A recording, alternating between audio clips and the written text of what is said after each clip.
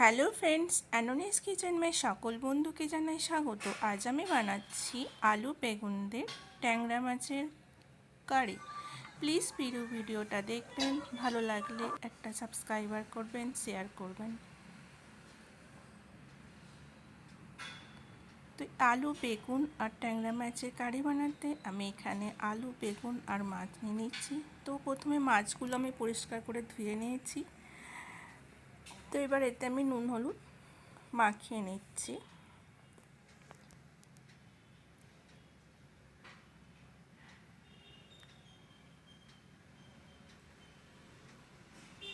ভালো করে এগুলো আমি নুন হলুদ মাখিয়ে নেব।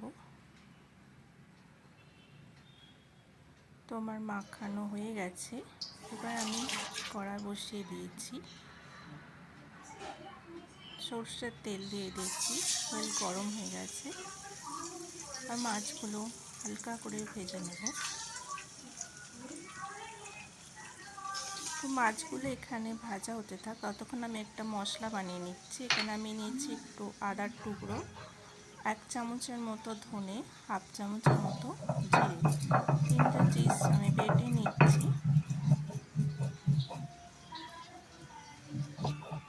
দেখুন আমার এখানে মশলা বাটা হয়ে গেছে।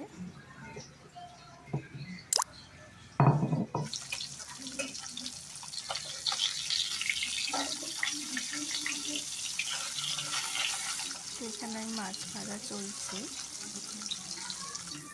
তো দেখুন আমার মাছ ভাজা হয়ে গেছে, মাছগুলো তুলে নিচ্ছি। এবার এই তেলের মধ্যে আমি বেগুনগুলো ভেজে নেব। সেম তেলে বেগুনগুলো হালকা ভেজে নিয়ে তুলে নেব।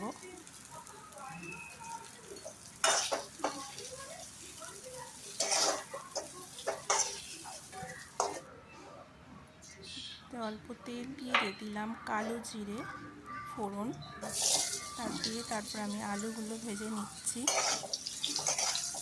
আলুগুলো যতক্ষণ ভাজা থাক, এতে যে মশলাটা আমি রেখেছিলাম ওই মশলাটা দিয়ে দিলাম, আদা জিরে আর ধনে মিক্স। এবার এখানে একে একে সব মশলা দিয়ে দেবো, অ্যাড করে দেবো। এতে আমি দিয়ে দিচ্ছি হলুদ 1/2 চামচে, লঙ্কার গুঁড়ো,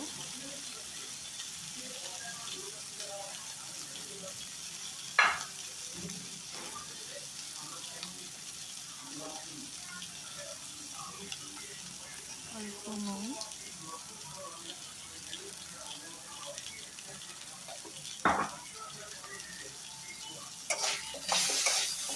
এটা আমি ভালো করে একটু কষিয়ে নেব।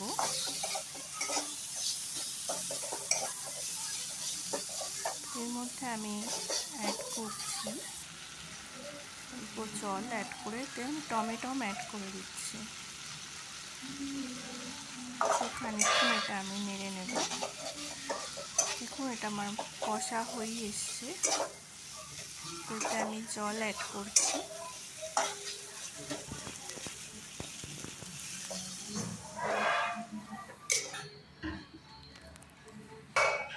তো বন্ধুরা, যদি আমার এই রেসিপিটা ভালো লাগে প্লিজ একটা কমেন্ট আর লাইক করবেন। তো এবার আমি এর মধ্যে দিয়ে দিচ্ছি বেগুনের ভাজাগুলো আর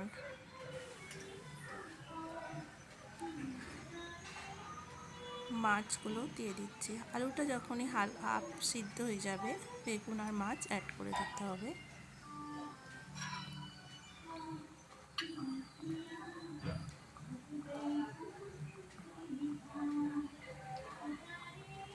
এখানে কাঁচা লঙ্কা অ্যাড করতে দিয়ে দিচ্ছি কিছু অল্প ধনে পাতা।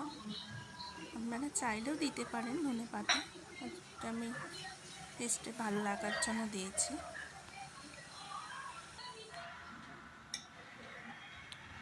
এটা আমার রেডি হয়ে গেছে ট্যাংরা মাছের কারি।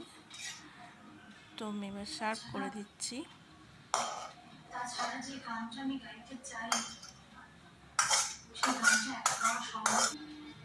ট্যাংরা মাছের কারি গরম ভাতের সাথে খুব ভালো লাগবে। আপনারা প্লিজ এইভাবে বানিয়ে দেখুন।